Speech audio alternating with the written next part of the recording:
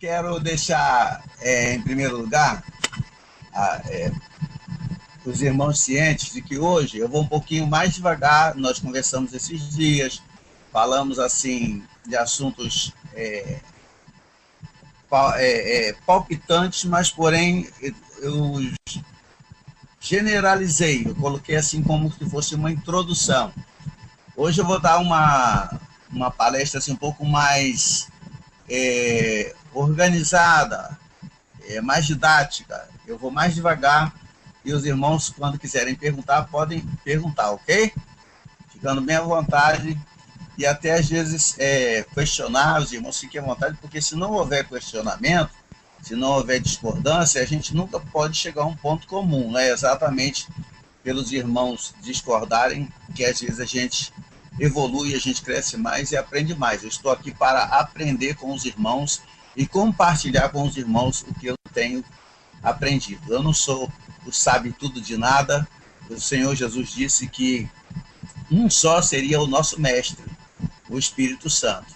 Então, eu estou aqui com vocês e me proponho a procurar responder tudo que eu tenho aprendido, conforme eu tenho aprendido, como tenho baseado. Então, eu vou começar já a falar sobre o livro de Apocalipse, já desde o começo. Quando a gente lê, quando a gente quando a gente pensa em Apocalipse, a primeira coisa que o livro de Apocalipse diz sobre si mesmo é que ele é uma profecia. E profecia é mais que a história escrita antecipadamente. Profecia é a complementação de uma história. A Bíblia fala de tempo, começando pela criação em Gênesis e terminando com os novos céus e com a nova terra, o que inclui com toda a vida. O livro de Daniel complementa a história das nações. O livro de Ezequiel, a dos judeus. E o livro de Apocalipse, a da igreja. Quando o escritor profético transporta-se para o futuro, ele encontra situações jamais vividas anteriormente e precisa, algumas vezes, alterar o seu modo de expressão para que ele possa ser compreendido. É por isso que tantas vezes vemos o uso de tipos e símbolos. O Apocalipse ele foi escrito para a igreja, ao contrário do que muita gente pensa. A sua finalidade é mostrar aos servos do Senhor as coisas que em breve deverão acontecer. Foi dirigido às 7 igrejas, vocês sabem disso. Por vezes é repetida a ordem que diz, quem tem ouvidos, ouça o que o Espírito diz às igrejas. Podemos até conferir isso aí em Apocalipse 2:7, Apocalipse 2:11, Apocalipse 2:17, 2:29 e Apocalipse 3:6 e 13 e 22. Mostra aí quantas vezes está escrito isso. Quem tem ouvidos, ouça o que o Espírito diz à igreja. E eu agora faço minhas as palavras do Espírito Santo. O Apocalipse não foi só, ou melhor, não foi escrito só para a igreja, mas também fala acerca da igreja. E provavelmente, isso é a coisa mais importante que podemos dizer ao começo desse nosso estudo. Eu pretendo que esse estudo agora nosso seja metódico. Alguém já disse que foi escrito para a igreja, mas que se refere aos judeus.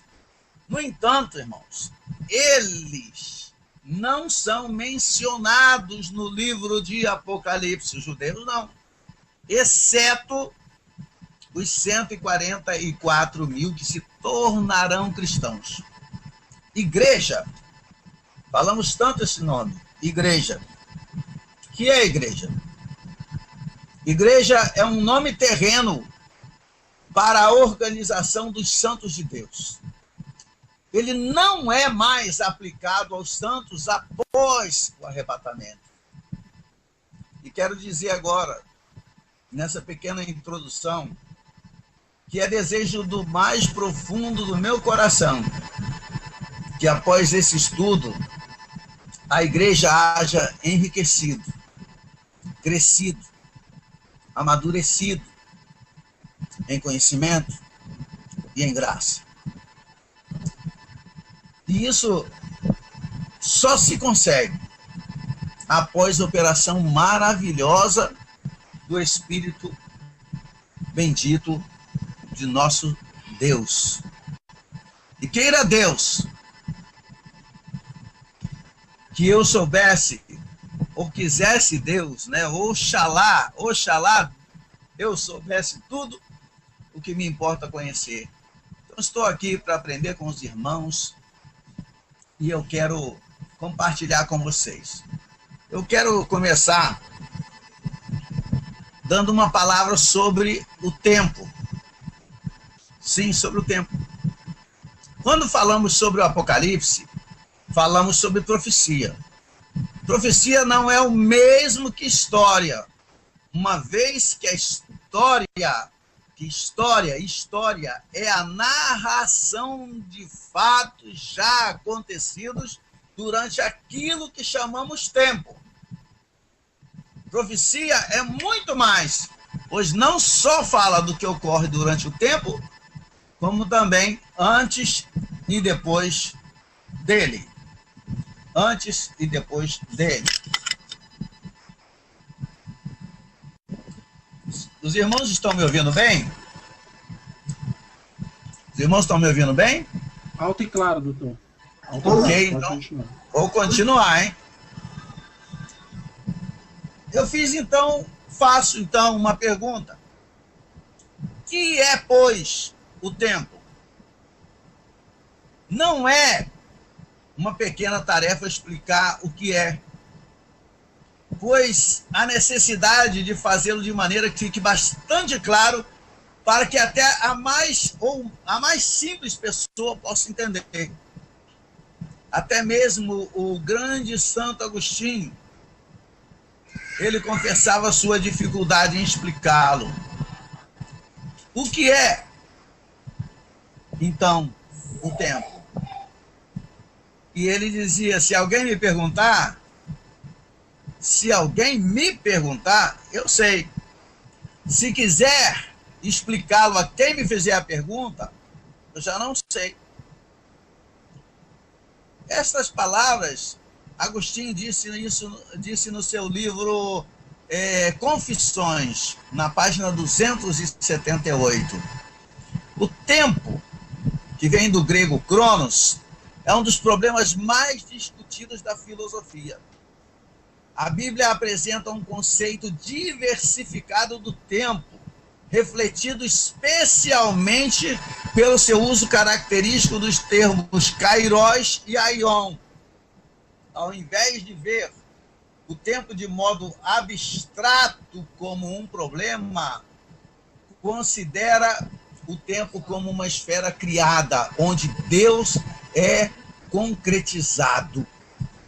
Mas não estou aqui para falar de questões filosóficas, definições filosóficas, definições de difícil entendimento. Uma vez que eu me dirijo a pessoas como eu, pessoas simples, eu vou procurar ser o mais simples possível para explicar o que é o tempo. Eu vejo o tempo como criação de Deus. Criação porque não existia antes de ser criado por Deus. Sim, é verdade. É verdade, irmão. Deus criou o tempo também.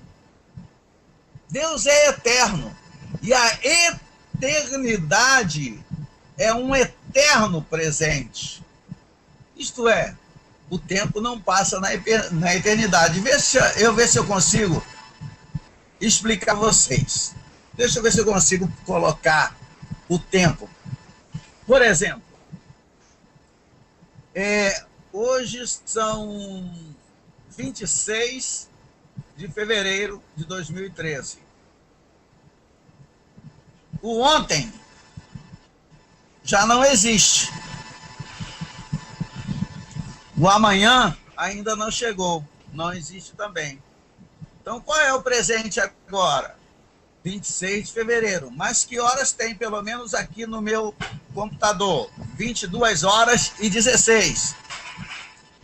Mas o que eu falei há poucos minutos atrás, quando eu comecei a dirigir a palavra a vocês, meus queridos, já está no passado. E o que eu vou dizer daqui a segundos, talvez eu nem diga. Posso morrer agora, posso ter um infarto, posso cair aqui e não concluir. Então, está no futuro, não existe ainda. Então, o que existe agora? O presente. O presente é esse exato momento em que eu estou falando. Mas, pastor, que horas são? 22h17, no meu relógio aqui. Então, 22h16 já é passado. 22h18 já é futuro. Então, qual é o presente? Esse minutinho agora. E isso, se a gente for continuar nesse pé, o presente vai cada vez mais encurtando. Porque eu estou falando, já falei há 2 segundos atrás, já ficou no passado, e os 2 segundos para frente já ficou no futuro. Então, o presente se resume a segundos, e isso vai cada vez diminuindo mais. Na eternidade, não há contagem de tempo. E se eu perguntar para os irmãos, o que é... Você que está me ouvindo, você que é bem simples como eu, se eu perguntar para você o que é o dia, defina dia para mim. O que é o dia?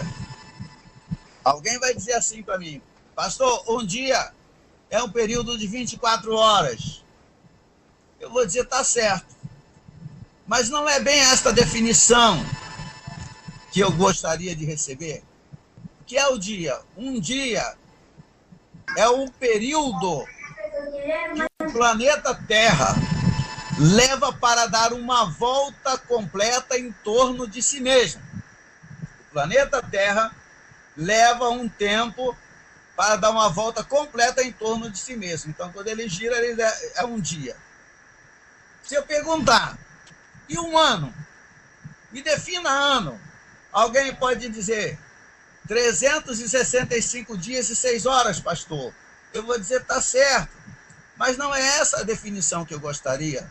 Qual a definição que o senhor gostaria, então, pastor? Que o ano é o tempo em que o planeta Terra, girando em torno de si mesmo, ele leva, é um período de tempo que ele leva para dar uma volta completa em torno do Sol. Isto é um ano.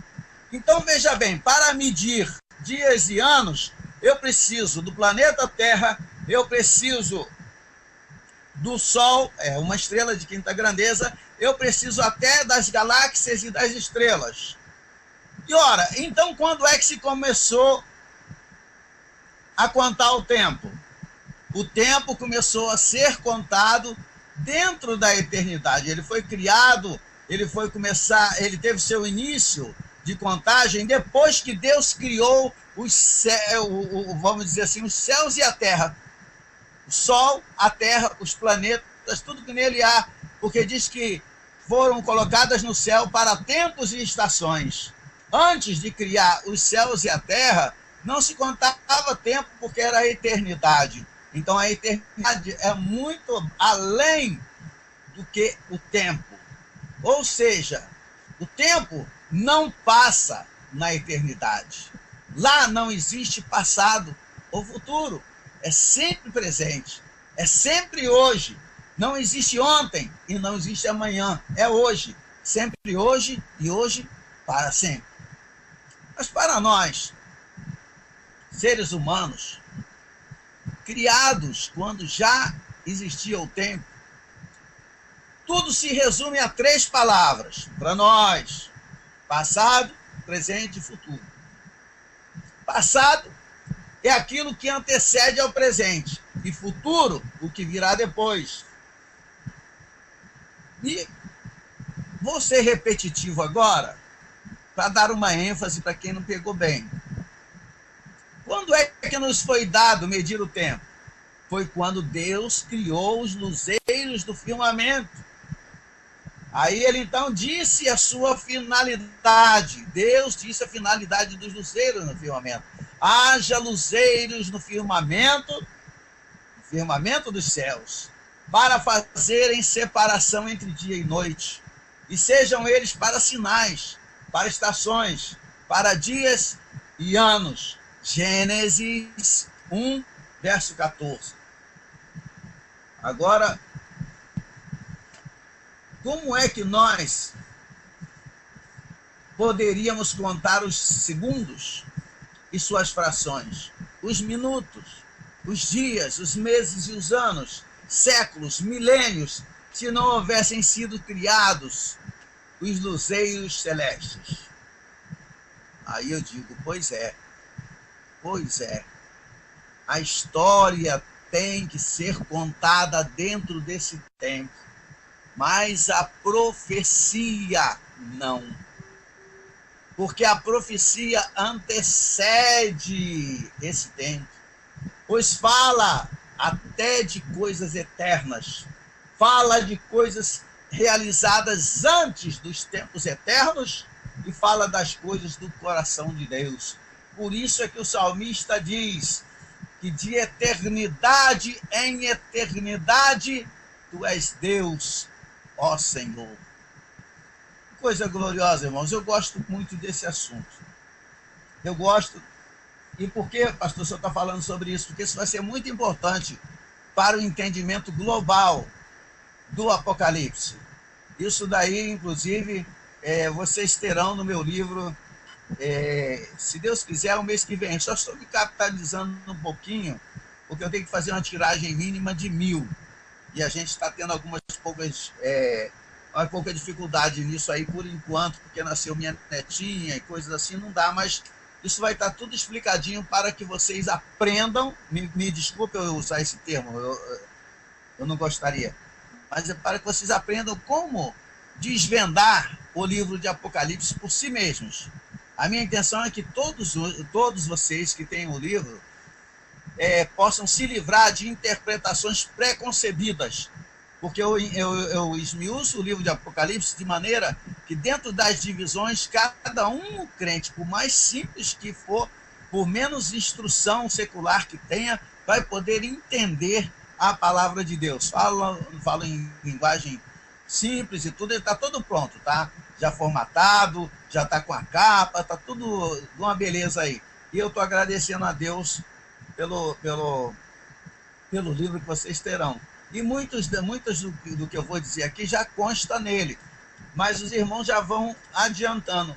Por exemplo, por que tanta confusão no livro de Apocalipse? Você fala com o pastor Aragão, né? Aí ele vai dizer uma coisa. Você vai falar com outro que é muito bom em Apocalipse, ele vai dizer coisa totalmente diferente do que eu disse. Você vai conversar com o terceiro, ele vai dizer um terceiro. Tanto é que vocês veem aquela besteirada, perdoe usar a expressão, besteirada de pré-milenismo, pós-milenismo e amilenismo. Isso não presta para nada, não identifica nada, não ensina nada, não revela nada de Deus para nós. Isso é pura teologia. O que a gente não precisa é de nada que atrapalhe. A gente precisa de orientação do Espírito Santo para que ele mesmo nos esclareça a sua palavra. Eu quero dizer, então, por que tanta confusão? Por que tantas interpretações diferentes? É porque, irmãos, para entender o Apocalipse, é preciso entender o que é linguagem profética.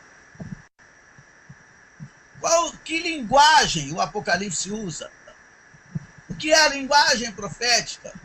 Eu quero dizer, por exemplo, o método de expressão pode ser literal ou figurado. A mais fácil de compreender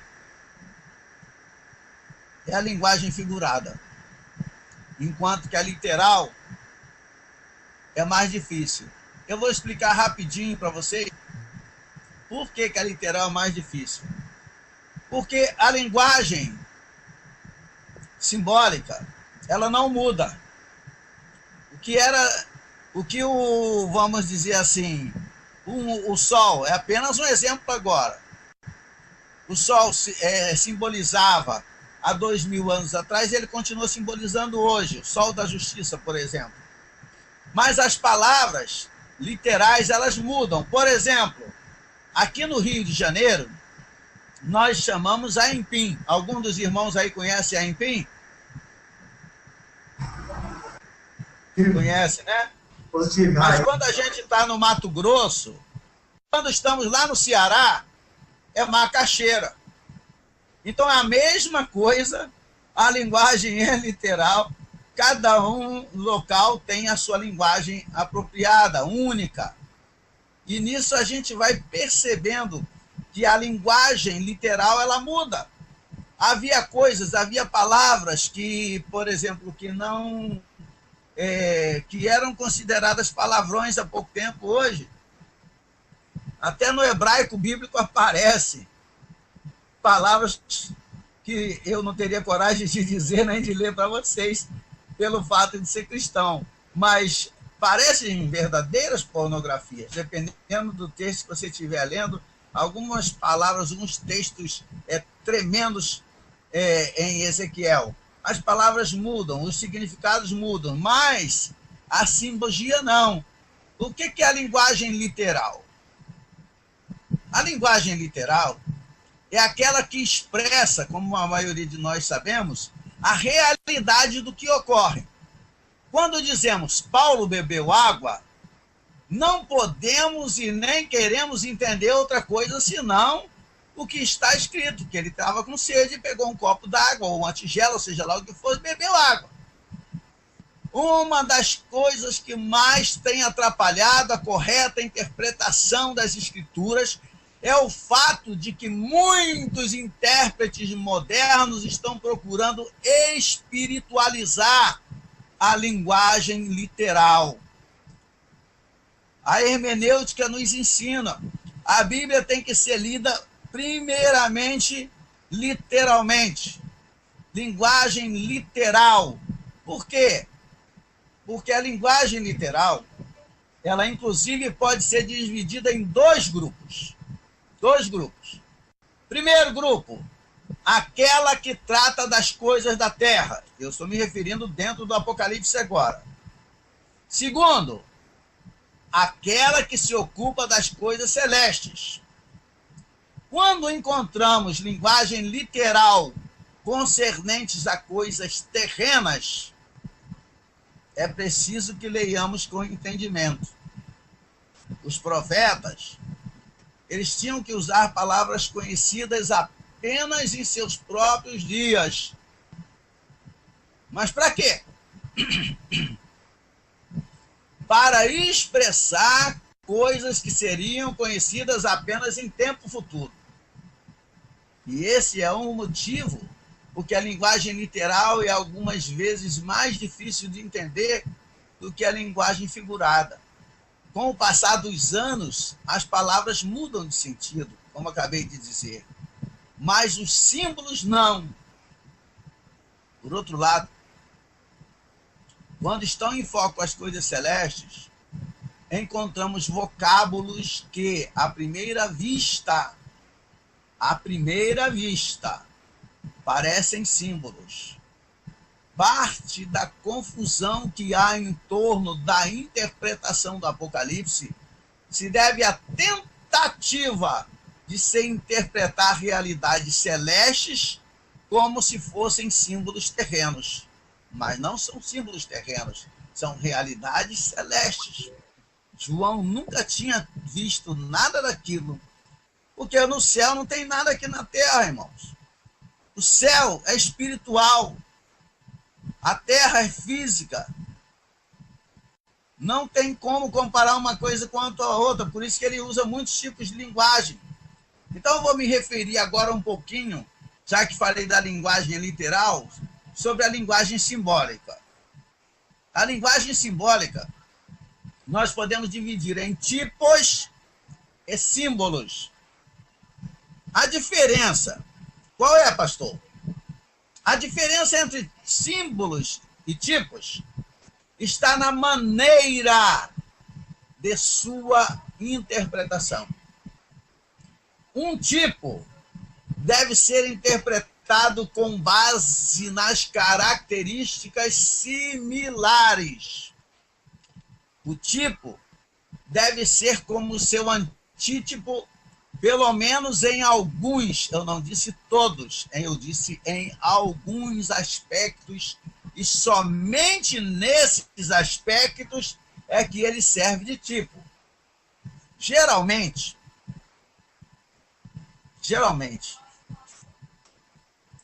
o tipo só se imprime uma vez e não pode ser perfeitamente entendido, compreendido, enquanto o antítipo não chegar. For example, Adão pode ser considerado um tipo de Cristo. Né? Por quê? Cristo é o antítipo.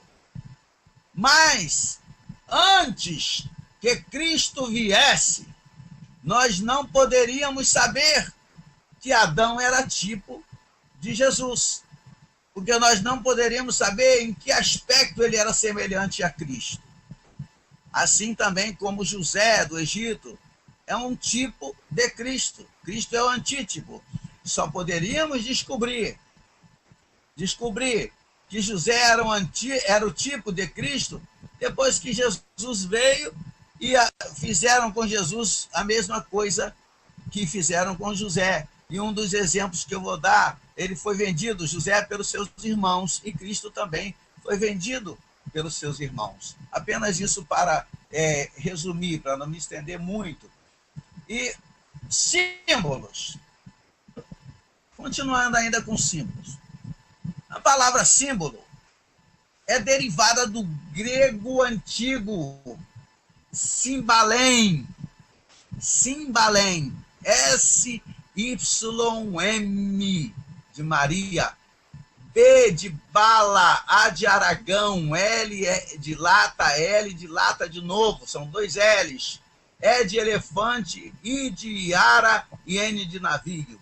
Simbalém, que significa agregar. O seu uso figurado originou-se no costume de quebrar um bloco de argila para marcar o término de um contrato ou de um acordo. Cada parte do acordo ficaria com um dos pedaços, e assim, quando juntassem os pedaços novamente, eles poderiam se encaixar como num quebra-cabeça. Os pedaços, cada um identificando uma das pessoas envolvidas, eram conhecidas como simbolar. Portanto, pastor, essa parte é muito chata, é porque é introdutória, irmãos. É introdutória e eu preciso disso para que vocês depois entendam o restante do que vai ser explicado e vai se tornar cada vez mais interessante. Isso eu garanto para vocês. Um símbolo não representa somente algo. Repito, um símbolo não representa somente algo, mas também sugere algo que está faltando. Uma parte invisível que é necessária para alcançar a conclusão ou a totalidade. Consciente ou inconscientemente, o símbolo carrega o sentido de unir as coisas para criar algo maior do que a soma das partes, como nuances de significado que resultam em uma ideia complexa. Os símbolos, por outro lado, têm um significado determinado sem qualquer referência a similaridades, como é o caso dos tipos. O cumprimento dos mesmos, dos símbolos, pode ocorrer muitas vezes ou apenas uma só vez. Agora eu gostaria que os irmãos prestassem bem atenção no que eu vou dizer. Os símbolos podem ser entendidos antes do seu cumprimento. Ao contrário do tipo, falo de novo. Entretanto, um símbolo não pode ser compreendido a menos que seu sentido seja indicado de algum modo. Pastor, me dê aí alguns exemplos de símbolos. O fermento, que simboliza o mal. A boa semente, que simboliza os filhos de Deus. Mas com relação ao livro de Apocalipse, são poucos, surpreenda-se, são poucos os símbolos existentes no livro de Apocalipse. E eu vou dizer agora para vocês os principais símbolos no livro de Apocalipse. Se alguém quiser anotar, pode anotar. Os principais são os candeeiros e as estrelas. Apocalipse 1:20. Anote aí. Apocalipse 1:20. A mulher, o filho varão e o dragão. Apocalipse 12. As bestas que saíram da terra e do mar, ou do mar e da terra. Apocalipse 13. A mulher vestida de escarlate. Apocalipse 17. Em cada um desses casos, é dada uma explanação. Repare bem, quando você for conferir aí os versículos ou as passagens que eu dei, os capítulos, vocês vão ver que em cada um desses casos é dada uma explanação ou o significado pode ser determinado com base no contexto ou pelo uso do mesmo símbolo em algum outro trecho da Bíblia. Os seres e os objetos celestes não são simbólicos. Preciso repetir, porque há muito erro nisso, muita confusão. Os seres e os objetos celestes não são simbólicos, são realidades celestiais. Por exemplo, o filho varão foi arrebatado para Deus e para o seu trono. O filho varão é um símbolo, mas Deus e o seu trono não são. Nós temos muito que pensar nisso. Que as pessoas, às vezes, elas trocam, mas, por exemplo, hoje digam assim, eu vejo muitas pregações por aí em que dizem assim, irmãos, coloque aqui no envelope a sua semente de fé. Quanto mais semente você puser, mais você vai colher. Mas a semente de fé que eles estão falando aí é a oferta monetária, é o dinheiro. Quando Jesus explicou na parábola do semeador que a semente é a palavra de Deus. A semente não é o dinheiro. A semente não é a oferta. A semente é a palavra de Deus. E Jesus já deu ali o significado do que é simbolizado pela semente. E o semeador saiu a semear. Mas hoje, os gananciosos, eles invertem. Põe aí nesse seu envelope muita semente que você vai ficar muito bem. Isso daí é gente gananciosa procurando despertar a ganância de quem está ouvindo. E eu vou continuar mais um pouquinho para que a gente possa dar uma adiantada e eu já a um ponto. Quando a gente quer entender bem o livro de Apocalipse, nós podemos seguir algumas regras de interpretação. De acordo com o professor Arthur Bloomfield, que escreveu o livro All Things New, todas as coisas novas, ou tudo novo, se vocês quiserem, o livro de Apocalipse pode ser interpretado quase que inteiramente por meio de regras. Eu gostaria de apresentar 4 regras. Primeira regra: na linguagem simbólica, a ação é sempre literal. Como? Na linguagem simbólica, a ação é sempre literal. Somente o sujeito da ação é que é simbólico. Assim, desta forma, o trabalho da interpretação consiste em descobrir o significado do símbolo e depois aplicar a ação literalmente. Literalmente. Como assim? O reino de Deus é semelhante. O reino de Deus é semelhante a um homem que sai, a uma mulher que pegou 3 medidas de farinha, pôs nela fermento e a massa toda ficou levedada.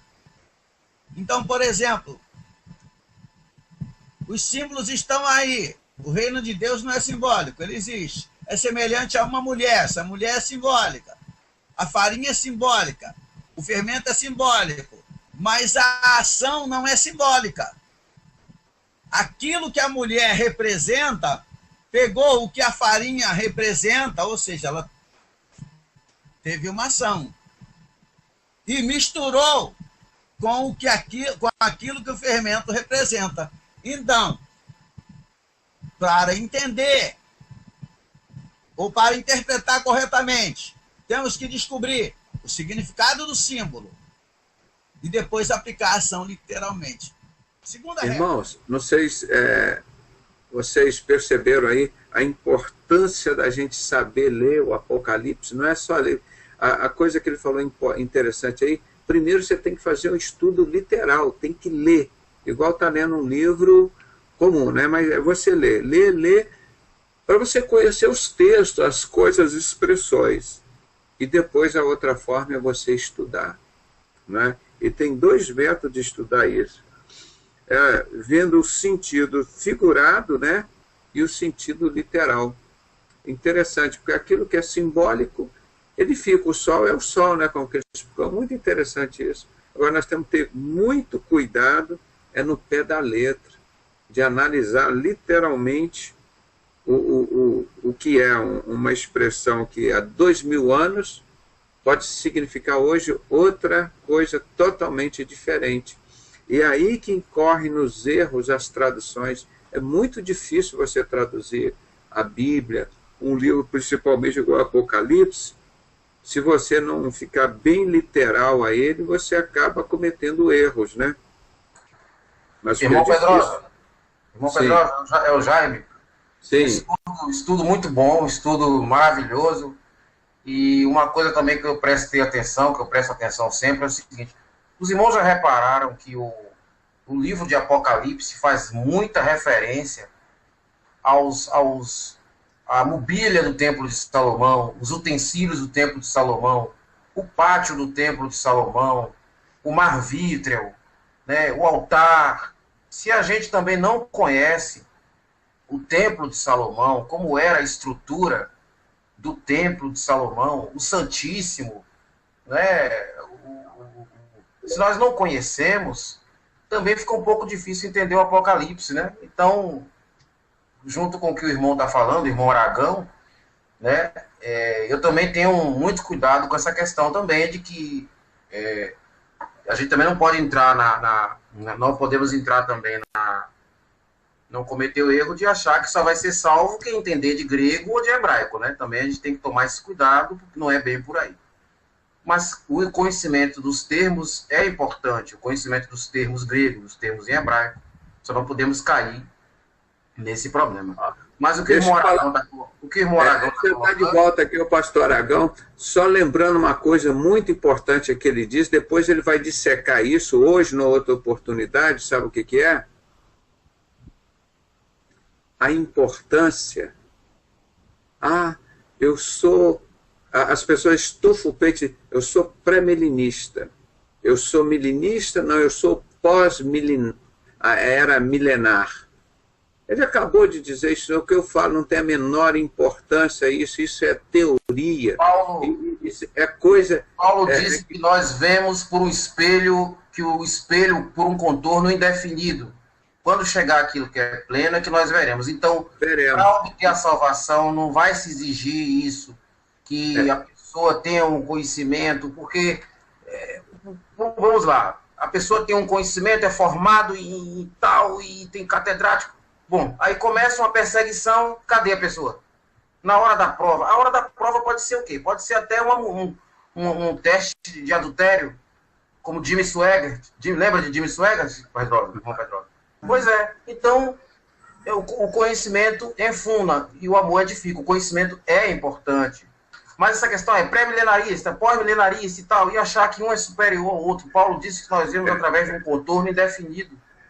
Então, não é isso que nos fará, né? Então, é o amor a Cristo, que é sublime a todas as coisas. Isso aqui, ele já definiu, tirou uma grande dúvida e problema e discussão em Apocalipse. Depois ele vai explicar como ele está fazendo um estudo bem didático, muito agradável de se ouvir. Depois vai estar, mas isso aqui tem que ficar bem claro isso. Acaba esse negócio, essa discussão preliminar, pré ou pós. Irmão, nós temos que estar preparados para encontrar com Jesus a todo tempo. Vigiar e orar sem cessar. Então, isso aí, vamos passar a palavra para ele. Dê uma descansada aí. E o estudo está excelente. Pastor, fica aí à vontade. Quando achar são 22h51, ver quanto tempo que o pastor precisa. Nós estamos dispostos aqui a ouvi-lo. Obrigado. Continue aí fazendo esse estudo maravilhoso. Obrigado, pastor Pedroso, obrigado, irmãos, obrigado pela colher de chá, mas esse negócio aí de pré, pós e eu torno a dizer, é tudo besterologia, tá? E eu estou falando isso aí, não é de quem não conhece, não. Eu tenho doutorado em teologia e filosofia, e isso daí não tira, não. É besteira, não serve para nada na vida espiritual. Só serve mais sistematização, né, pastor? É mais sistematização, né? Isso, só serve para complicar a vida dos simples. E deixa eu falar uma coisa para vocês que vocês já ouviram, antes de retornar ao Apocalipse, todos de vocês já ouviram isso. Muita gente fala assim, não, mas Saulo aprendeu aos pés de Gamaliel. Aí ele aprendeu aos pés de Gamaliel, que pelo que dá para entender era o maior erudito da época. Aí ele se encontra com Jesus e lá na frente ele diz assim, em outras palavras, mas ele diz assim, vocês não sabem aquilo tudo que eu aprendi com Gamaliel? Aquilo tudo eu considero esterco, para quem não entendeu, e considero cocô, coisa que vai ser jogada no lixo. Nada Amém, amém. Nada. Entendeu? Então, amém. Já que você citou, isso é um estudo que eu estou fazendo. Gamaliel, para mim, era um grão-mestre, mais ou menos, daquela época da sociedade secreta que o Saulo pertencia. Era um líder religioso, científico, aquele cara culto, entre aspas, né? Era da elite. E ele estava junto dele lá. Então, depois, quando ele conhece a Jesus, esses estudos dele perdeu todo o valor. Eu estou fazendo um estudo sobre isso. O maçom Saulo e o ex-maçom Paulo. Você comparando, é exatamente isso. Você me perdoe, mas é mais um adendo para as pessoas entenderem a importância desse assunto. E ele faz questão. Irmão Aragão. Irmão Aragão? O Davi, dá licença. Rapidinho, já, você já falou, deixa eu tentar a enfocar. Irmão Aragão, é muito bom a pessoa estar atento, eu digo até na parte até dos estudos mesmo sistemáticos, inclusive até para poder não ser enganado, porque tem aquela história, quem detém conhecimento, detém poder. E daí pode vir diversas, eu chamo até insinuações de definições abstratas, positivo? Sim, o que acontece é que, por exemplo, há pessoas que têm títulos, aí ela diz uma coisa, e o povo simples, quando vê aquilo, fala assim, quem disse isso foi fulano de tal. Fulano de tal, aí ele nem vai conferir na Bíblia se está certo ou está errado e começa a disseminar coisas erradas. Preguiça de leitura, né? De ler, né? De pesquisar. Verdade. por mais que nós saibamos, nós precisamos saber cada vez mais, porque nós todos temos consciência de que Deus é muito além do que a nossa pequeníssima mente pode compreender, captar. Irmão Aragão, desculpe, perdão, irmão Aragão, interrompeu o irmão, mil perdões. O que o irmão está falando é muito importante. O irmão lembra da elite farisaica, os saduceus e os escribas. Pelo relato bíblico, só Nicodemos e José de Arimateia foram os únicos citados na Escritura que tiveram condições de aceitar o Messias, identificar e aceitar. Os outros se identificaram, não aceitaram. Imagine o risco espiritual que os judeus correram. Aquela turma toda de mestres formados nas escolas rabínicas, nenhum deles conduziu o povo à aceitação do carpinteiro. Todos rejeitaram. Somente José de Arimateia e Nicodemos foram os únicos. É uma situação muito complicada. Pessoas que tinham... Imagina, os escribas viviam copiando a Bíblia, né? O tempo todo copiando a Escritura. E não tiveram condições, né, de...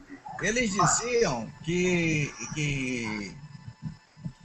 Eles disseram, aliás, Nicodemos chegou até Jesus e disse assim, mestre, Senhor, sabemos, ele não disse eu sei, ele disse no plural, que és mestre vindo da parte de Deus, porque ninguém faz o que tu fazes se não for enviado de Deus. Eles sabiam, eles não queriam, mas é como se diz aí, como diz o pastor Pedrosa, havia uma sociedade secreta entre eles. Eu vou dar um exemplo para vocês, me perdoe eu fugir do Apocalipse só um instantinho, e eu volto rápido para o Apocalipse, porque é uma situação muito importante, vocês vão ver o porquê. Na verdade, os fariseus, os doutores da lei, rejeitaram a Cristo, porque Cristo bateu de frente com eles. Abram vocês a Bíblia de vocês no capítulo 5 de Mateus. 5. Me perdoem sair do Apocalipse só um instantinho. Quando os irmãos estiverem abertos, podem dizer amém para mim, para eu poder já ir com os irmãos. 5, já procurem direto o verso 21.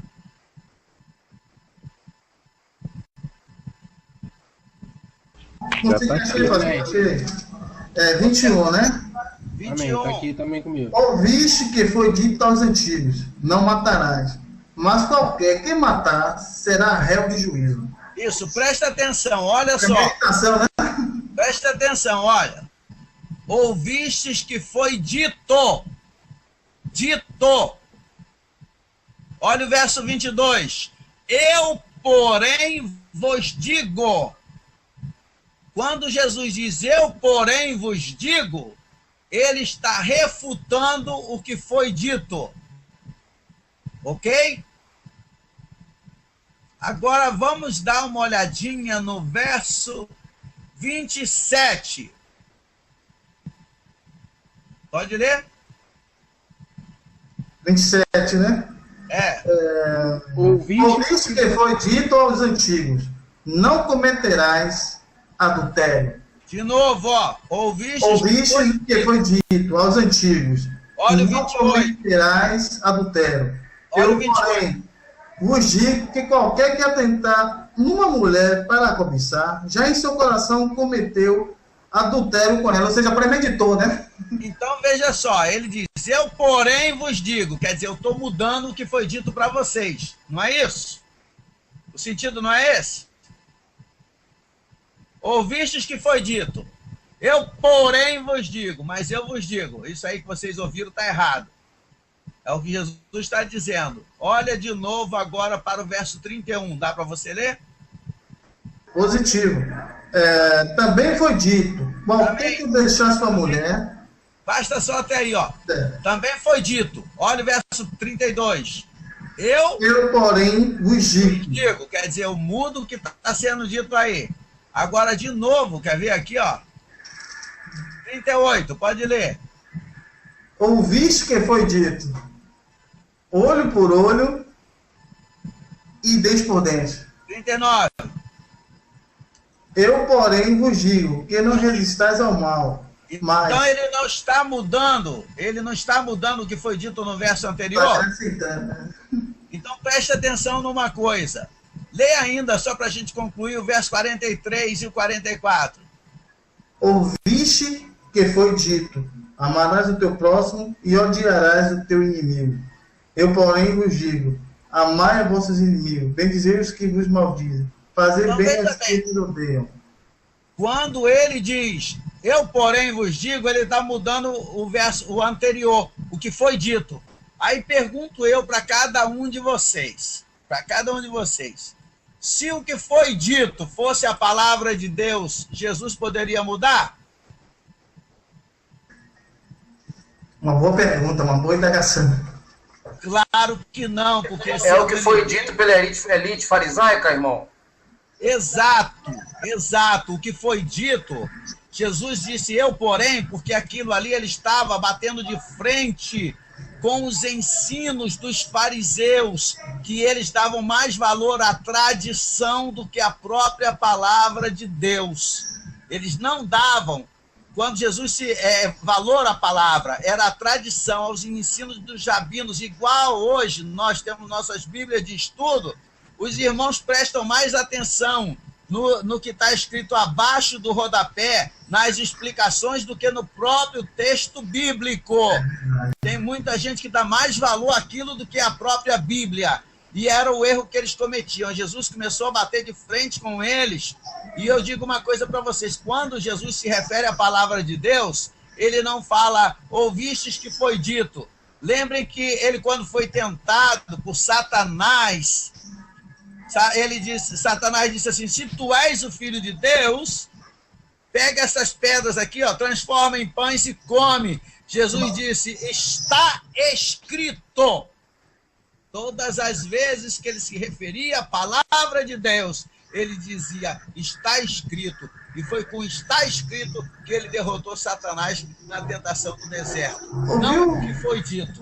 Aquilo que foi dito era o ensinamento farisaico, era o ensinamento do que eles achavam, a própria interpretação que eles tinham da lei. E que Jesus falou assim para eles, vocês nunca entenderam o espírito da lei. Nunca entenderam. Agora, vamos voltar para o Apocalipse? Positivo. Vamos lá. Segunda regra de interpretação, irmãos. Os acontecimentos enumerados ocorrem em sucessão e ordem numerada. E na ordem enumerada. Não haveria mesmo nenhuma razão para enumerá-los. Não haveria outra razão. Quando são tocadas as 7 trombetas, uma após outra, os acontecimentos que se seguem são ocorrências sucessivas e têm lugar na ordem em que são enumerados. Isso parece uma regra muito simples. No entanto, com tristeza eu digo, é uma regra violada por muitos intérpretes modernos. Às vezes eles estão lá no capítulo 12 e querem trazer o capítulo 12 para antes do capítulo 4. Está errado, completamente errado. Terceira regra. Quando Cristo é mencionado em qualquer parte do Apocalipse, existe uma referência ou existe referência a alguma das características que figuram no capítulo 1. Nós vamos ver isso daqui a pouquinho. Dessa maneira,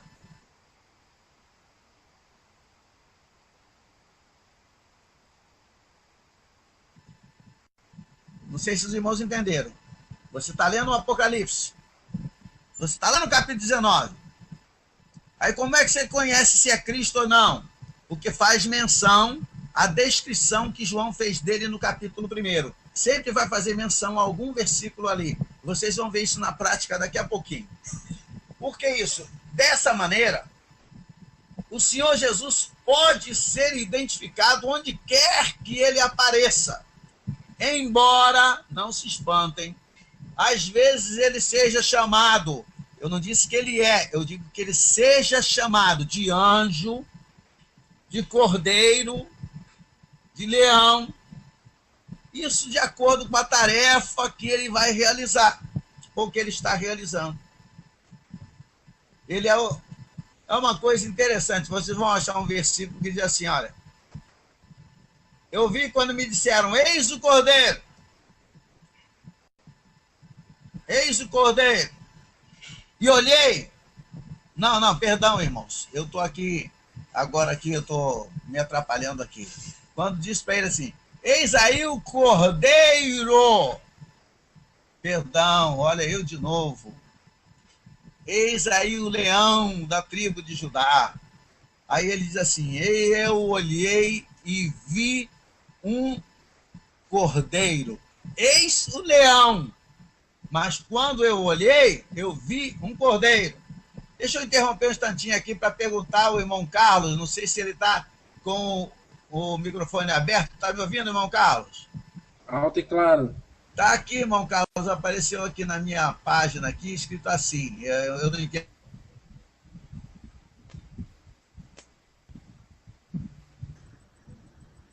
Já imaginei, deve ter bugado o plugin dele, daqui a pouco ele volta. Vamos lá, peraí, eu vou dar um suporte para ele aqui no Skype, só um minutinho. Irmão Pedrosa, eu tenho uma revelação para fazer, o irmão. Irmão Pedrosa, está me ouvindo? Irmão Pedrosa sabia que a palavra tradição em hebraico é Cábala? Cábala. Cábala, de cabalístico. Um dado importante aí para o irmão Pedrosa. Não sabia não. Pergunta ao irmão Aragão aí, que ele é especialista em hebraico. Ele deve ajudar a gente melhor nisso aí. Eu fiquei horrorizado, irmão, quando eu descobri isso, que a palavra Cábala, em hebraico, é tradição. Então imagine quando Jesus falou que os fariseus invalidaram a palavra de Deus por causa da Cábala. Por causa da tradição. Pergunta pro irmão. É para ele não desviar muito do assunto também, né? Temos que ter. Mas é muito importante isso aí. Quarta regra. Aliás, na terceira eu disse, depois eu vou mostrar para cada um dos irmãos, vou mostrar na Bíblia, tá, irmãos? Tudo que eu estou falando aqui, eu vou mostrar no livro de Apocalipse, na Bíblia. Na Bíblia. Na regra número 3, Jesus aparece muitas vezes sendo chamado de anjo, embora ele não seja um anjo, de cordeiro, leão, isso dependendo da tarefa que ele realiza. Agora, a quarta regra, os santos, ou seja, a igreja, são também designados por diversos nomes, de acordo com o seu trabalho ou posição. Ou seja, o que eu quero dizer com posição ou trabalho, quando nós estivermos lá, nós vamos receber galardões. E esses galardões é que vão determinar o nosso, vamos dizer assim, a nossa hierarquia celestial. Ok? Vamos deixar isso para mostrar mais na frente. Que nomes nós receberemos lá?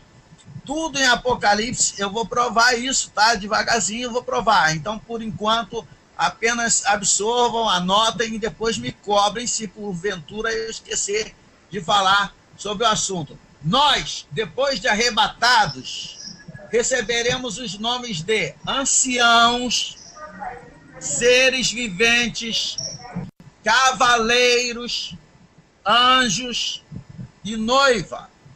E como é que a gente vai ser identificada? Ou identificado, né? A gente vai ser identificado como? Primeiro, pelas vestes,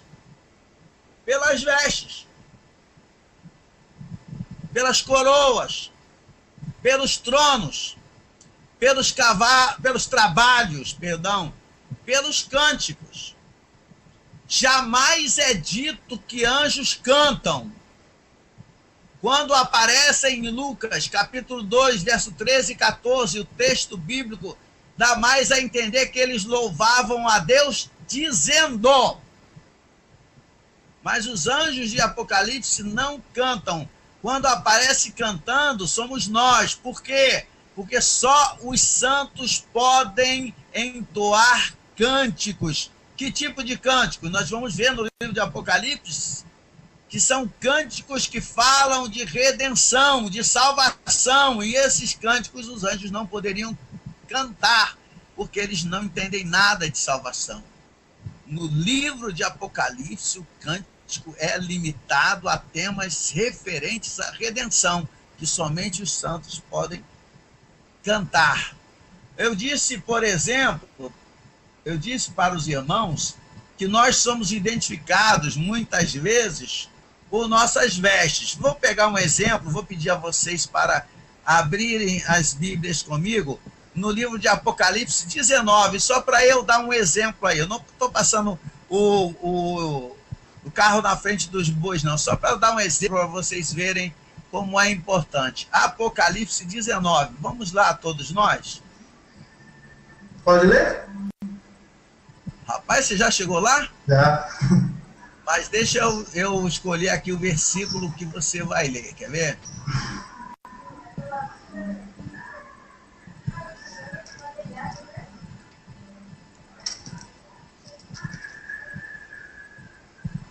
Olha aqui, ó. Você vai ler, só para a gente ter um contexto, para ver que está falando de Jesus, você vai ler para mim, por favor, do verso 12 até o verso 14. Verso 12 até o 14, né? E os olhos eram como chama de fogo, e sobre a sua cabeça havia muitos diademas, e tinha um nome escrito, que ninguém sabia senão ele mesmo. E estava vestido de uma veste salpicada de sangue, e o nome pelo qual se chama é a palavra de Deus. E seguiam-no os exércitos no céu em cavalos brancos, e vestidos de linho fino, branco e puro. Espera aí, o 14, repita, por favor. E seguiam-no os exércitos no céu, em cavalos brancos e vestidos de linho fino, branco e puro. Veja só, seguiam-nos os exércitos, dependendo até da Bíblia, está escrito assim, que há no céu. E também na minha diz que estão no céu. E os teus dizem, a tua Bíblia diz os exércitos no céu, não é? Positivo. E esses exércitos estão montados em cavalos brancos e vestidos como? Eu fechei a Bíblia aqui, peraí. Vê aí, vestidos... Linho fino e branco. Branco E puro. e puro. Isso, presta atenção, vamos repetir. Linho, fino, branco e puro, não é isso? Não seriam os que foram lavados, que subiram no embatamento, pastor? Presta atenção, exércitos que há no céu. Vamos ter essa certeza quando você lê agora, se é a igreja ou não, quando você lê agora para mim o verso 7 e o verso 8. Vê aí, por favor, do mesmo capítulo 19. 7 e 8, né? Regozijemo-nos e alegremo-nos, e demos-lhe glória, porque vindas são as bodas do Cordeiro, e já sua esposa se aprontou, e foi-lhe dado que se vestisse de linho fino, puro e resplandecente, porque o linho fino são a justiça dos santos. Olha só, Regozijemo-nos, exultemo-nos e demos-lhe a glória, porque são chegadas as bodas do Cordeiro e já a sua... As bodas do Cordeiro... E a sua... E já a sua noiva... Já a sua noiva se preparou, correto? Correto. A minha tradução foi esposa. Se aprontou. Esposa, isso, está certo, porque é depois do arrebatamento. Verso 8. E foi-lhe permitido. Olha como a esposa ou a noiva está vestida. De linho fino. Foi dado que se vestisse de linho fino. Resplandecente e puro, não é isso? A justiça dos santos. Vê se não é a mesma roupa do exército que já está no céu. Positivo. Verso 14. Verso 14. Eita. Verso 14. E seguiam-no os exércitos no céu em cavalos brancos e vestidos de linho fino, branco e puro. Linho fino, branco e puro. A única diferença que você vai ver aí é o sinônimo. E foi-lhe dado vestir-se a quem? A noiva ou a esposa? De linho fino, resplandecente, é o branco e puro. Puro. E diz, pois o linho fino são as obras justas dos santos. Então esse exército que há no céu, que João disse há no céu, porque ele estava tendo uma visão celestial, é a igreja que subiu. A igreja, ela é muitas vezes chamada de... A gente conhece a igreja por suas vestes. A gente conhece a igreja por suas coroas. Vocês vão observar que ninguém recebe uma coroa. Eu já citei isso anteriormente. A coroa só é prometida aos santos, nunca a Israel e nunca aos anjos. Nunca. Ser fiel até a morte. É o mesmo exemplo que eu dei. E dar-te-ei a coroa da vida. Agora, com essas palavras, eu quero dizer que não existe anjos? Não, não é isso que eu quero dizer. Hoje em dia, tem muita gente interessada pelo ministério dos anjos. E a gente tem notado que há muitos exageros no meio das igrejas. E eu quero dizer uma coisa para os irmãos. Os anjos existem. Só que aqueles anjos ali em Apocalipse não são essas criaturas angelicais que nós conhecemos. Os anjos têm um lugar muito mais importante na Bíblia do que o diabo e seus demônios. A Bíblia ensina que os anjos intervêm nos assuntos das nações. E Deus os utiliza com frequência a fim de exercer julgamento sobre as nações. Eles guiam, consolam e cuidam do povo de Deus em meio ao sofrimento e perseguição. Eu vou fazer uma pergunta para vocês. Gostaria até que o doutor Pedrosa me respondesse essa. Doutor Pedrosa, o senhor já deve ter ouvido falar, os irmãos também, ouvido as perguntas. Anjo tem asa? Uma boa pergunta. Anjo tem asa? Deixa eu ver. Eu não estou vendo nenhuma aqui, não. Não estou vendo nenhuma aqui. E você, Davi, anjo tem asa? Irmão Sebastião, Biblicamente, acho que não, Aragão, né? Eu prefiro Aragão. Anjo tem asa? Olha só. Tem 4 espécies principais de anjos. Querubins. Ó, anjos, arcanjos, querubins e serafins. Os querubins e os serafins são uma classe angelical que tem asas. Mas os anjos a quem nós nos referimos, anjos e arcanjos, não têm asas. E eu vou chamar a atenção de vocês para uma coisa, se vocês ainda não perceberam. De repente já perceberam que vocês são muito espertos nesse assunto. Vocês não repararam que as asas que eles colocam nos anjos, principalmente nas pinturas, são asas de águia, não? E não repararam, vocês sabem disso?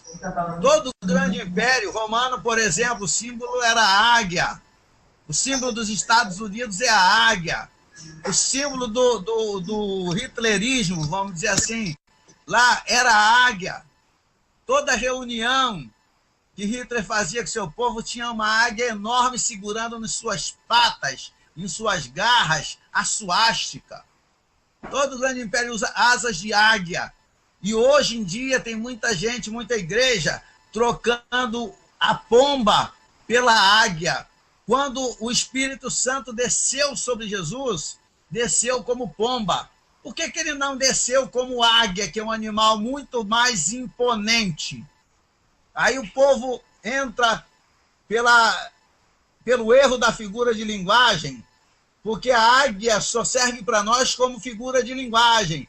Olhos de águia, quer dizer, olhos que enxergam bem. as águias voam nas maiores alturas. Isso tudo é figura de linguagem. Sabe por quê? Lá em Levítico, se não me engano, capítulo 13, deixa eu achar aqui para vocês darem uma olhadinha. Seria até interessante se os irmãos fossem lá comigo. Levítico. Vamos ver se é o 13 ou é o 11, às vezes eu me enrolo. O 13 é lepra, então deve ser o 11. Espera aí. O 11, Levítico 11. 11 quanto? Já vou dizer agora.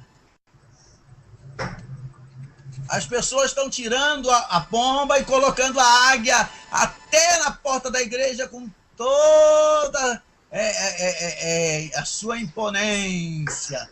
Aí a coisa fica... Modismo, né, pastor? Hein? Modismo, né? Não é? Aí, e outra coisa, não sei se vocês repararam, estão trocando o cordeiro pelo leão. Positivo, já vi muito. Até na Igreja Batista mesmo tem. Jesus gostou de ser chamado de um leão da tribo de Judá, não é? Mas não, ele é muito mais conhecido como Cordeiro de Deus que tira o pecado do mundo. Isso na técnica militar é para intimidar. É isso aí. Agora dá uma olhadinha no capítulo 11 de Levítico e leia para mim, por favor, o verso 13. Verso 13. Das aves, estas abominareis. O que é abominar? O que é abominar? Abominação significa excremento, né? Aquela faz você rejeitar, né? Isso, ter nojo, por exemplo. Continua. Não se comerão, serão abomináveis. A águia. Aí agora, irmão Davi, qual é a primeira ave abominável? A águia. Então, como é que Deus usaria a águia como símbolo do Espírito Santo? E o quebrantoso, né? É uma espécie de águia também. O chofrango é uma espécie de águia. O açor é uma espécie de águia. O falcão, todo mundo conhece. Se a pessoa não tiver conhecimento de fato, vai confundir um falcão com a águia, uma espécie de águia. A águia é abominável a Deus. Como é que Deus poderia usar a águia, a forma da águia para vir sobre o Senhor Jesus Cristo? Não tem condições. As pessoas estão forçando a barra. Sim, pastor. Me permite aqui, ó, o irmão Jaime botou um símbolo aqui. Qual é o símbolo da maçonaria? A águia bicéfala. Tem aqui em frente à igreja Candelária, a catedral em cima dela. A águia é o símbolo mais usado da maçonaria. As pessoas não têm noção disso. Veja se as asas dela aí não são semelhantes às asas que se colocam nos anjos. São exatamente iguais. Então, observem como as pessoas, como eles estão deturpando toda a palavra de Deus. Então, o que eu quero dizer? Os anjos, eles existem. Só que eles não são superiores à igreja. Os anjos foram criados para servir a igreja. Aí eu pergunto aos irmãos, quem é superior, o que serve ou o que é servido nesse caso? Eles vêm para trabalhar a nosso favor. Por que a igreja é superior? Porque a igreja é que é a noiva de Cristo. Os anjos não passam dos amigos do noivo. A igreja tem dentro de si o Espírito Santo. Um anjo não pode ser habitado pelo Espírito de Deus. Eles têm poder e sabedoria limitados. Eu vou dar um exemplo para vocês. Quando Satanás contendia por causa do corpo de Moisés, o arcanjo Miguel não pôde fazer nada além de dizer-lhe: Satanás, o Senhor te repreenda. Isso está em Judas, versículo 9. Enquanto que no caso do próprio homem, o cristão, cheio do Espírito Santo, quando confronto com Satanás e com seus exércitos, o cristão simplesmente ordena-lhe, em nome de Jesus Cristo, que ele vá embora, e ele não pode resistir. Amém. Quanto à sua sabedoria, convém nos mostrar aqui, agora, que até mesmo quanto ao conhecimento da sabedoria de Deus, eles são sobrepujados pelo cristão. Vamos aí dar uma olhadinha, por favor, me ajudem, para a gente ver na Bíblia, Mateus 16, 23. Mateus 16, 23, que coisa muito interessante. Porque hoje as igrejas estão colocando os anjos acima de si mesma. Falta de conhecimento. 23, né, pastor? Mateus 16, 23. Ele, porém, voltando-se, disse a Pedro: para trás de mim, Satanás, que me serve de escândalo, porque não compreendes as coisas que são de Deus, mas só as que são dos homens. Deixa eu falar uma coisa aqui para vocês. Antes de eu comentar esse versículo, não sai daí não. As 4 maiores sabedorias do universo. As 4 maiores. Primeiro, Deus. Segundo, não se espantem, Satanás. Terceira, Daniel. Quarto, Salomão. Quarta, Salomão. Por quê? Em Ezequiel 28, verso 3, diz assim, acerca de Satanás: tu és mais sábio do que Daniel. Não há segredo algum que se possa esconder de ti. Para ele dizer que ele era mais sábio do que Daniel, é que ele colocou em sabedoria Daniel acima de Salomão. Salomão foi o rei mais sábio, porém o homem mais sábio foi Daniel. Ele ocupa o 3º lugar e Satanás o 2º lugar. Mas olha agora para comentar o versículo 23 do 16. Nós sabemos que Pedro veio, no verso 22 diz isso, pegou, chamou Jesus num cantinho, começou a querer, entre aspas, aconselhar Jesus. A Bíblia diz repreendê-lo. Mas de que forma? Dizendo: ah, Senhor, Deus tenha compaixão de ti, isso nunca vai te acontecer. Jesus estava falando da morte dele. Pastor, aí, o Senhor Jesus, ele olha para Pedro, mas ele não fala com Pedro, presta atenção, ele fala para quem estava sugerindo aquelas palavras a Pedro. Ele diz: para trás de mim, Satanás. Então ele se dirige a Satanás, não a Pedro, que me serve de escândalo, porque não compreendes as coisas que são de Deus, mas sim as que são dos homens. Doutor Aragão, pastor Aragão, me permita a interpelação. Quando o adversário usa a boca de Pedro para sugerir aquela falsa piedade para Jesus, ali dá-se a subentender que ali foi justamente isso, uma falsa piedade para desvirtuar Jesus do seu propósito positivo? Exato isso. Mas preste atenção agora na resposta de Jesus. Olha só, ele, que é o 2º em sabedoria no universo, o Senhor Jesus disse para ele assim, ó: tu não compreendes as coisas que são de Deus. O próprio Satã não sabe nada de Deus. Se já soube alguma vez, quando ele caiu do céu, quando ele foi derrubado do céu, ele perdeu esse conhecimento. Agora vamos prestar atenção, mas alguém pode dizer assim: mas pastor, isso é porque ele caiu, ele pecou, então não acontece. Mas eu vou mostrar agora para vocês um verso onde há um anjo de Deus que não pecou. Porque de Satanás está escrito, né? Eu já falei: és mais sábio que Daniel. Não há segredo algum que se possa esconder de ti. Ezequiel 28, 3. Agora vamos ver um anjo que não caiu. Vamos para lá, segundo livro de Samuel, capítulo 14, verso 20. Segundo de Samuel, é uma passagem também parecida, segundo de Samuel, capítulo 14, verso 20.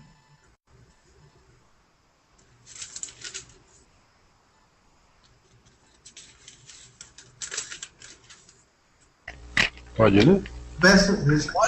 Pode ler. Por favor, leia do 29 e o 20, só por causa do contexto. Pode ler, irmão Davi. Para mudar o aspecto deste caso, foi que o teu servo Joabe fez isto. Porém, sábio é meu Senhor, conforme a sabedoria de um anjo de Deus, para entender tudo o que há na terra. Versículo 29. Peraí, ó. Conforme a sabedoria de Deus, ele está falando agora com Davi. De um anjo. Que ele era sábio, conforme a sabedoria do anjo de Deus, para entender tudo que há na terra. Na terra. Terra. Não. Para entender tudo que há no céu, para entender tudo que há na terra. Eu digo, inclusive, que quando um anjo quer saber mais de Deus, ele aproveita os bancos que os cristãos deixam vazios e eles vão tudo sentar lá na igreja para aprender com a igreja. Com a igreja. Por quê? É só, mas pastor, isso é heresia, o senhor está inventando. Tô nada. Vai para Efésios capítulo 3, vamos lá.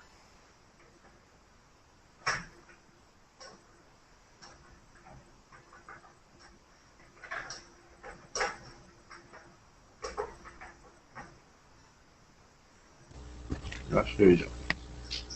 Verso 8, 9, 10, 11 e 12, que são pequenos. A mim, o mínimo de todos os santos, me foi dada esta graça de anunciar entre os gentios, por meio do Evangelho, as riquezas incompreensíveis de Cristo, e demonstrar a todos qual seja a dispensação do mistério, que desde os séculos esteve oculto em Deus, que tudo criou por meio de Jesus Cristo, para que agora, pela Igreja, a multiforme sabedoria de Deus seja conhecida dos principados e potestades nos céus. Pode chegar até aí só, irmão. Obrigado. Olha só, o verso 10. O Paulo diz assim, o apóstolo Paulo: a mim, o mínimo de todos os santos, me foi dado duas coisas. A graça de anunciar aos gentios as riquezas insondáveis de Cristo e demonstrar, segunda, demonstrar a todos qual seja a dispensação do mistério que desde os séculos esteve oculto em Deus, que tudo criou. Para quê? Para quê? Agora, dependendo, mas vai ser igualzinho, preste atenção na sua.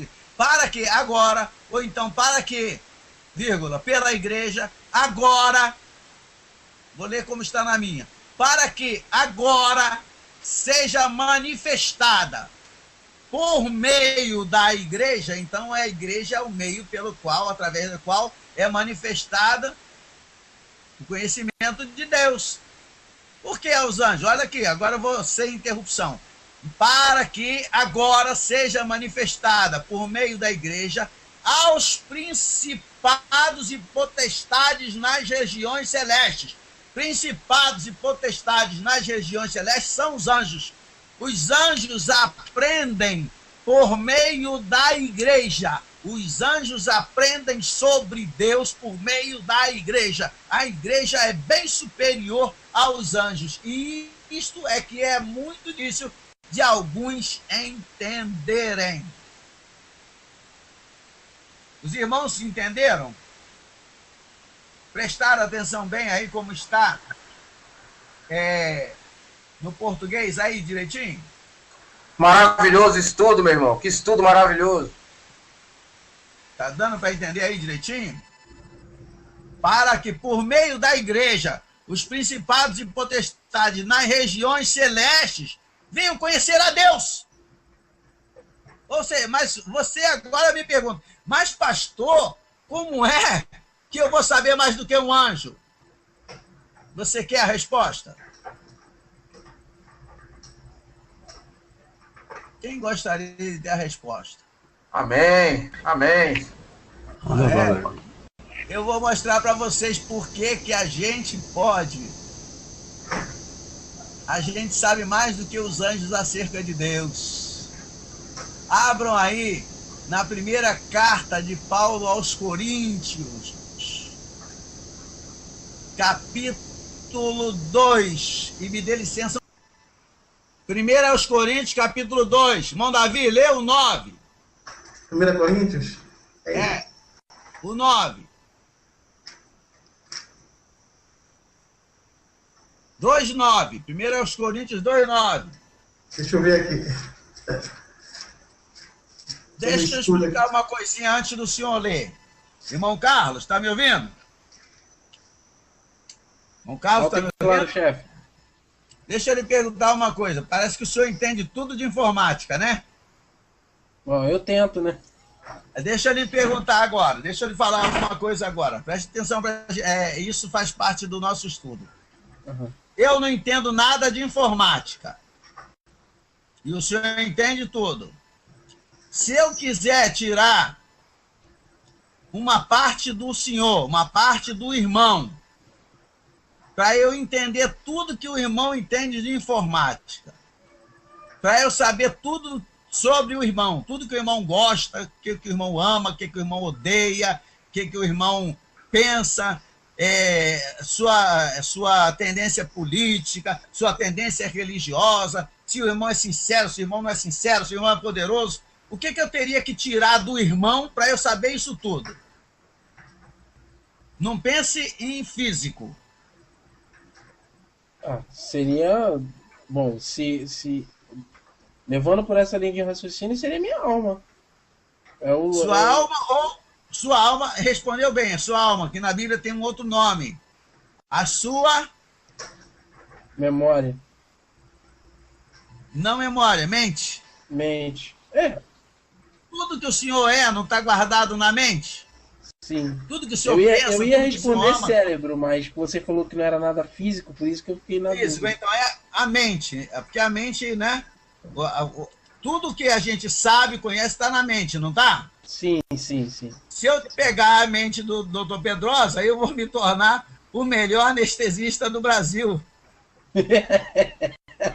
Né? O melhor anestesista do Brasil. É só pegar a mente dele. Não preciso fazer um mês de medicina, eu já vou estar formado. É só a mente. Agora vocês vão entender por que eu fiz essa pergunta.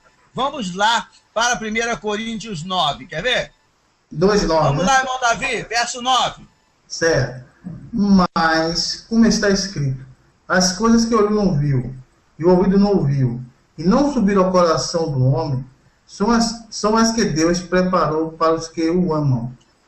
Tem gente, irmão Davi, tem gente que pensa que por esse versículo a gente não consegue ver, nem ouvir, nem entender o que Deus preparou para nós. Mas no verso 10 diz que podemos sim. Quer ver? Lê o 10. Mas Deus não-las revelou pelo seu Espírito. Para aí devagar. Mas Deus nos revelou pelo seu Espírito.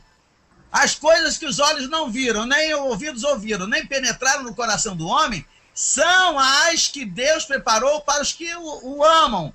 Mas Deus não-la revelou pelo seu Espírito. Então, eu tenho condição de saber sim, porque ele revelou pelo Espírito. Agora continua o verso. Porque o Espírito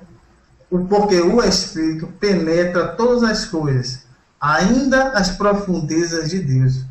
Então ele está falando que é o Espírito de Deus, não é? Exato. Então quem é que conhece tudo de Deus? Quem é? O Espírito de Deus. Espírito de Deus. Agora sim, vamos continuar agora. Qualquer irmão aí também que queira participar, leia o verso 11, por favor.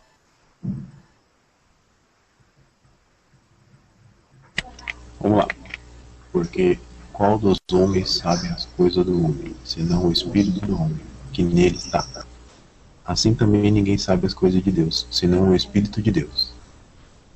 Então veja bem, quem é que conhece o homem de verdade, excetuando o Espírito de Deus, quem é? Segundo esse versículo? O próprio homem. Está aí no 11. Porque Qual dos homens sabe as coisas do homem, senão o espírito do homem, que nele está? Isso. Quem é que conhece, então, o homem todinho? É A exceção de Deus. O espírito do homem, não é? Uhum. Não é isso que está escrito aí? Senão o espírito do homem que nele está. Aí completa. Assim também as coisas de Deus, ninguém as compreende, senão o Espírito de Deus. Espírito de Deus. Outro irmão, leia o 12. Irmão Davi. Mas, capítulo 2, né? É, o verso 12. Mas nós não recebemos o Espírito do mundo, mas o Espírito que provém de Deus, para que pudéssemos conhecer o que nos é dado gratuitamente por Deus. Opa! Deus nos deu o seu Espírito para quê? A fim de quê? Para que pudéssemos conhecer o que nos é dado gratuitamente por Deus. Ah, então se o Espírito de Deus está em nós, nós podemos conhecer o que Deus nos deu de graça, não foi? Positivo. Agora, verso 13, irmão Davi. As quais também falamos, não com palavras de sabedoria humana, mas com as que o Espírito Santo ensina, comparando as coisas espirituais com as espirituais. Agora aproveita e estica para o 14. Ora, o homem natural não compreende as coisas do Espírito de Deus, porque lhe parece loucura, e não pode entendê-las, porque elas se discernem espiritualmente.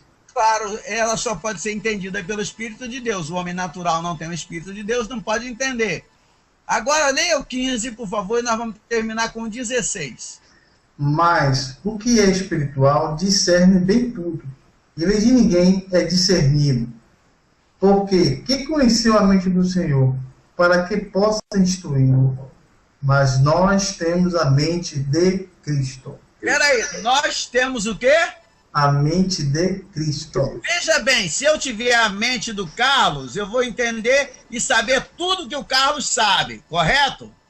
Certo. Se eu tiver a mente do Dr. Pedrosa, eu vou entender tudo de medicina e vou ser o melhor anestesista do Brasil, correto? Porque todo o conhecimento deles está aonde? Na mente. Todo o conhecimento de Cristo acerca do Pai está onde? Na mente de Cristo. Aí como é que está escrito no verso 16? Nós temos a mente de Cristo. Se nós temos a mente de Cristo e os anjos não, nós temos condições de ensinar aos anjos, até os anjos, acerca de Deus. Irmão Aragão, Sim. que é o Jaime, o estudo está maravilhoso, meu irmão. Que maravilha de estudo. Obrigado, olha aqui o que Jaime. diz 1 de Pedro, capítulo, acho que é 1, começa do 10. E se eu estou correto aqui, eu não sei, me corrija. 1 de Pedro 1, 10, até o 12. Olha que maravilha, que é o que o irmão está falando aí. Ó. Tá aqui na tela, eu coloquei. Acho que é 1 de Pedro 1, 10. Acho que é isso mesmo. Sim. Da qual salvação inquiriram e trataram diligentemente os profetas, que profetizaram da graça que vos foi dada, indagando que tempo ou que ocasião de tempo o Espírito de Cristo que estava neles indicava anteriormente, testificando os sofrimentos que a Cristo haviam de vir, e a glória que se lhes havia de seguir, aos quais foi revelado que, não para si mesmos, mas para nós, eles ministravam estas coisas que agora vos foram anunciadas por aqueles que, pelo Espírito Santo, enviado do céu, vos pregaram o Evangelho, para as quais coisas os anjos desejam bem atentar. Olha aí. Desejam bem Os atentar. anjos ficam prestando atenção, meu irmão, quando a gente prega. Olha aqui, ó. Olha Tá aqui. vendo aí? Olha aqui, a 1 de Pedro é 1,12, né? É verdade. É isso aqui, ó, 1,12. Aqui, ó. Tá vendo? Tá vendo como comprova, irmão Jaime? Agora, para a gente fechar por hoje, vamos dar uma olhadinha aí rapidinho em Hebreus capítulo 2.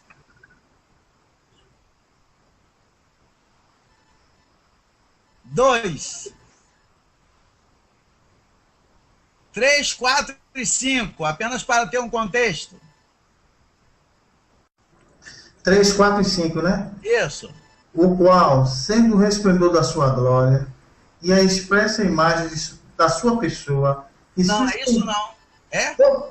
Desculpe, como escaparemos nós? Hebreus 2, como escaparemos nós se não atentarmos para uma tão grande salvação, a qual, começando a ser anunciada pelo Senhor, foi-nos depois confirmada pelos que a ouviram, testificando também Deus com eles por sinais e milagres, e várias maravilhas, e dons do Espírito Santo, distribuído por sua vontade? Fecha com 5. Porque não foi aos anjos que sujeitou o mundo futuro, de quem falamos. Não foi aos anjos.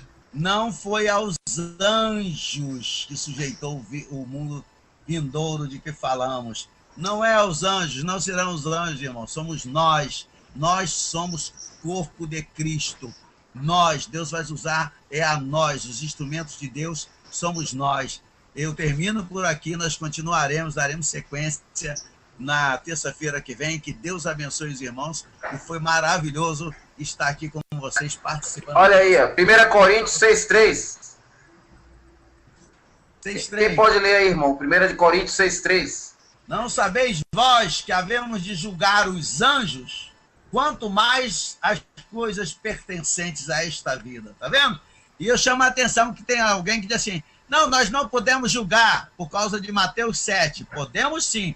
Não podemos julgar temerariamente, segundo o nosso pensamento, mas segundo a palavra de Deus, nós podemos sim, porque nós seremos capazes de julgar até os anjos. Nós, irmãos, fomos feitos a segunda imagem, né? Segundo a semelhança e a imagem de Deus. Nós somos muito superiores aos anjos. E graças a Deus por isso. Eu não sei como é que tem gente que quer ser menor. Irmãos, se nós podemos ser maiores com a graça de Deus, pela misericórdia de Deus, pela bondade de Deus, vamos ser o que Deus quer que nós sejamos. Deus abençoe a todos e os irmãos continuem orando por mim e nós daremos sequência a semana que vem, se Deus quiser, viu?